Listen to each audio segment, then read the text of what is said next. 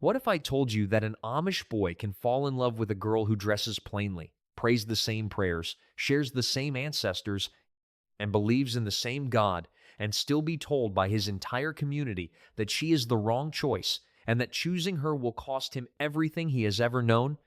Closer than strangers. To anyone driving past an Amish farm stand and a Mennonite roadside market on the same road, the two communities look nearly identical.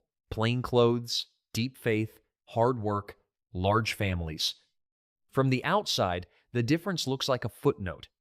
From the inside, that footnote is everything. The Amish and Mennonites share the same Anabaptist roots and the same foundational theology. But in 1693, Jacob Amen broke from the Mennonites over the strictness of shunning, and that break created two communities that have lived side by side for more than 300 years without becoming one. How it started. The meeting rarely happens inside either community. It happens at the edges, at a farmer's market, at a roadside auction, at a bulk food store where both communities shop for the same staples.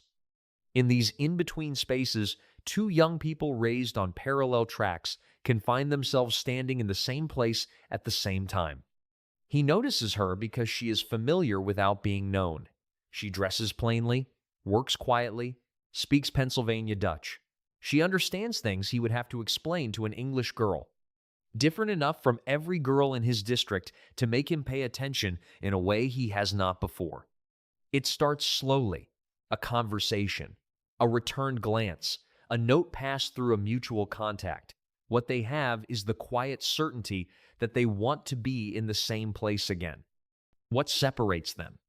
What separates them is not theology. Both believe in adult baptism, plain living, and separation from the world. A Mennonite and an Amish person in the same room would agree on more than they disagree on. What separates them is the ordnung. The Mennonite girl drives a car, may have a phone, attended school beyond 8th grade. These are not small differences, they are the structural distinctions that define what it means to be Amish. To marry in the Amish church, both people must be baptized Amish members. She is not.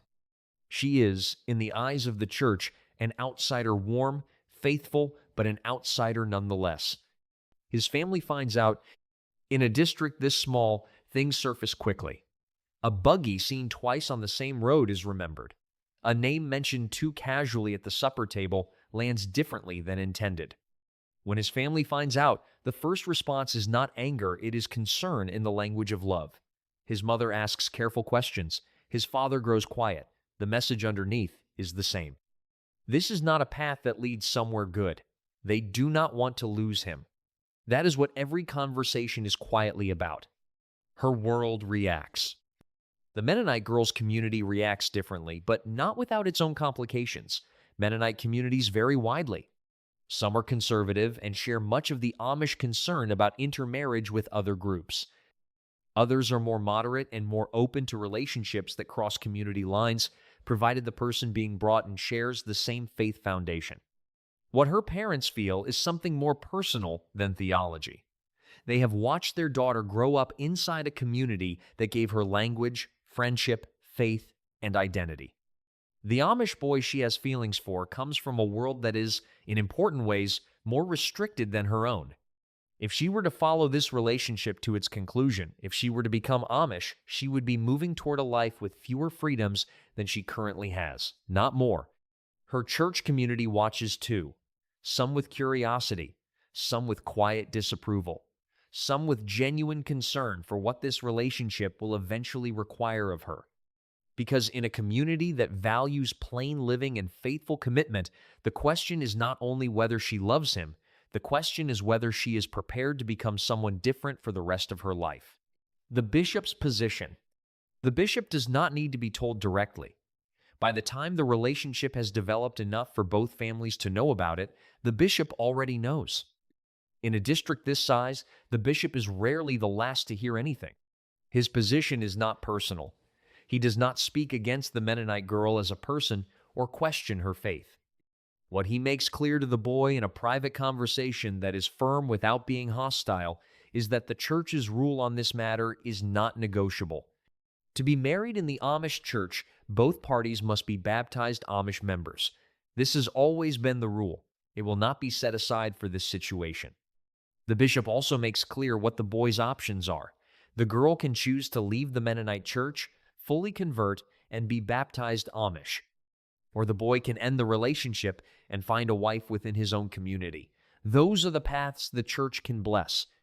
Everything else leads somewhere the bishop cannot follow him, and in the strictest communities, somewhere that leads to the ban. What the bishop does not say, but what the boy understands completely, is that this conversation is also a warning. The church is watching. The community is watching. Whatever he decides next will be noticed. What she'd give up? If the Mennonite girl chooses to become Amish, the path requires more than a change of dress or a change of church.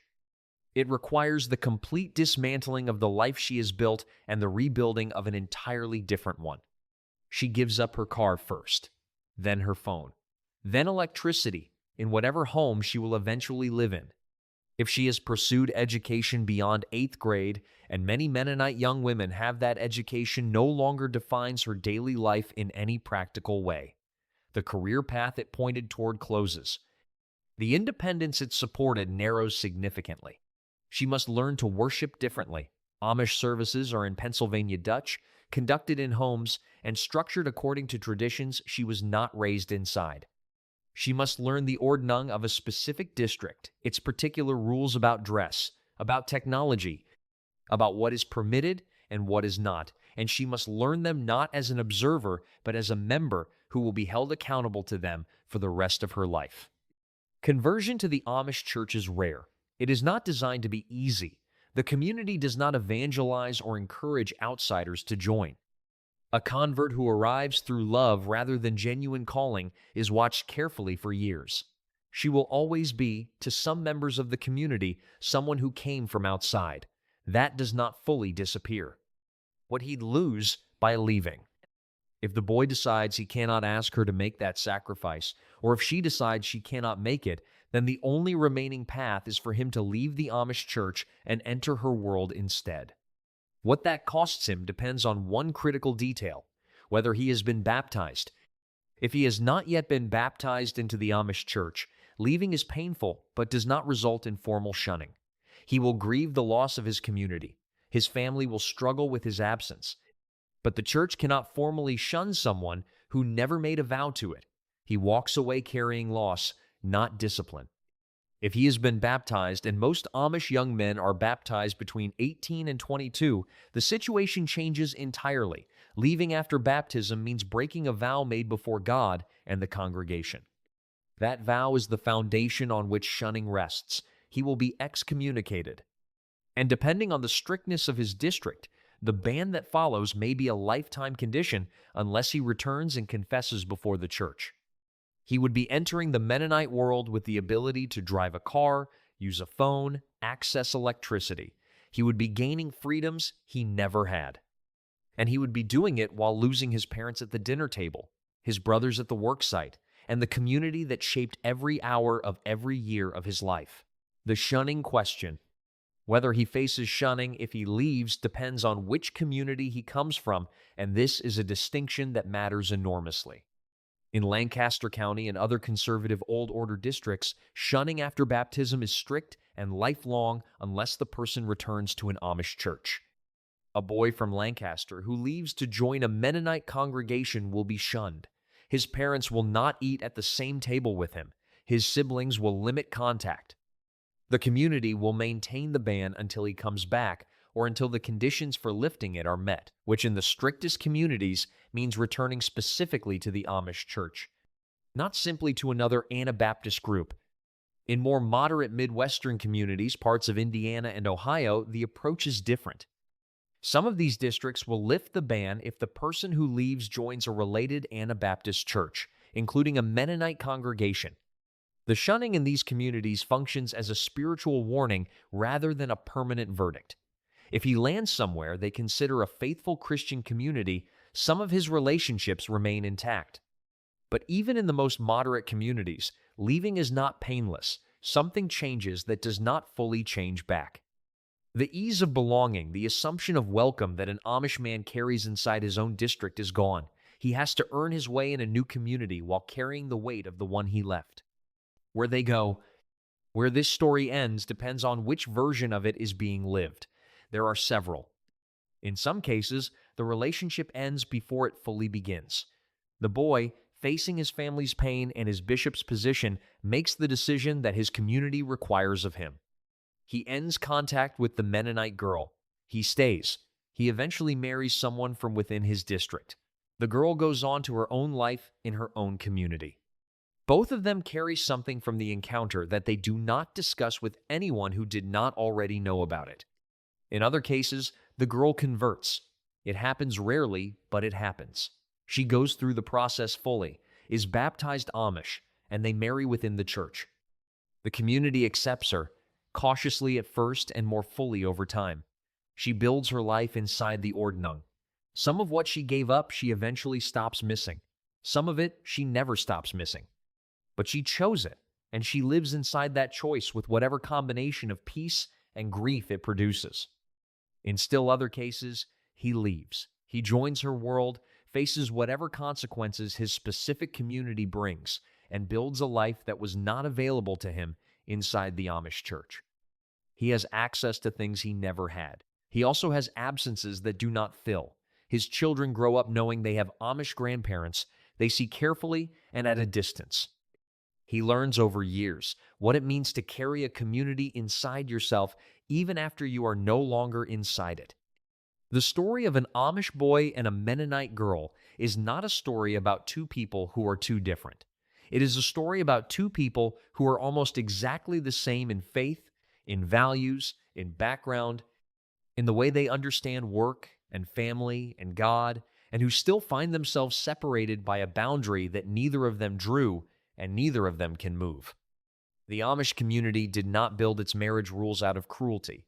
It built them out of a genuine theological conviction that a marriage between two people who live by incompatible community standards cannot hold.